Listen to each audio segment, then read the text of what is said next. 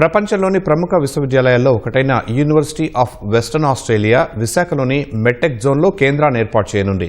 ఈ మేరకు మెట్టెక్ జోన్తో అవగాహన ఒప్పందం కుదుర్చుకుంది. రాష్ట్ర ప్రభుత్వం ఆంధ్ర విశ్వవిద్యాలయంతో కలిసి UWA కేంద్రం ఏర్పాటు చేయనుంది.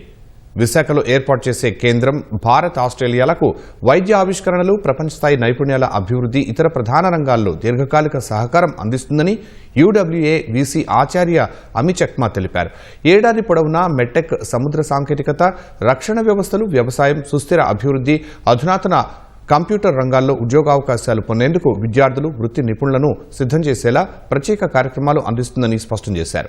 ఇండో పసిఫిక్ ప్రాంతంలో వైద్య సాంకేతికతలో ఆవిష్కరణలు, global research exchange, underwater domain awareness, future ready workforce డెవలప్మెంట్కు ప్రధాన కేంద్రంగా విశాఖను అభివృద్ధి చేయనున్నారు.